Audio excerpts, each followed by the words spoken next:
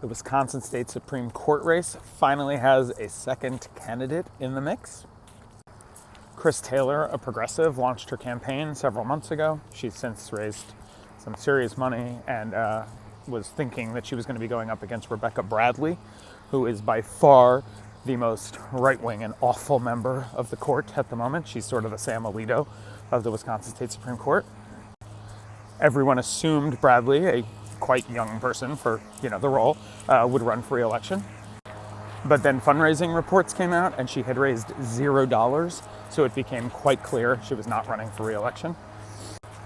She finally made that official a couple weeks ago with a ridiculous statement totally fitting with who she is as a jurist, essentially saying she wants to spend her time helping the Republican Party in Wisconsin get its soul back, something you would think you would want to do as a member of the highest court in the state, but instead I guess she's going to do it from the sidelines. I don't know what her plan is.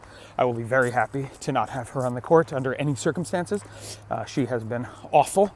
You can Google her name, Rebecca Bradley, and see some of the statements she made when Crawford won, when Protasewicz won. Some of her rulings have been awful, but also her conduct has been just awful. So it was a well-known fact that Bradley wasn't going to run, but she only announced a couple weeks ago. But in the meantime, Republicans, or the conservatives, had not found a candidate, not even a credible candidate, a candidate to run against Chris Taylor.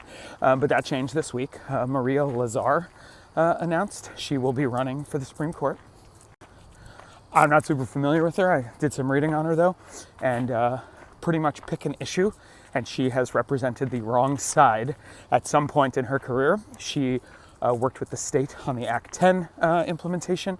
She worked on making voting harder in Wisconsin. She also, while Susan Crawford was representing Planned Parenthood in a lawsuit, Lazar was representing the state, trying to make it harder for women to get abortions.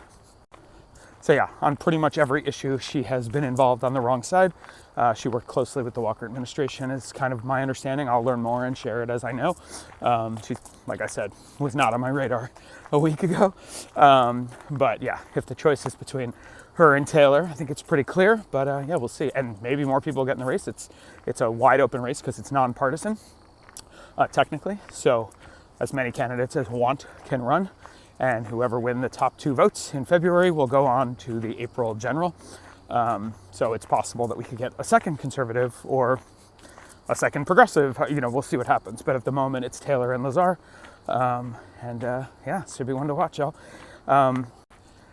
It is worth noting that even if the conservatives hold the seat, like take it from Bradley to Lazar, the makeup of the court doesn't change. It's still a 4-3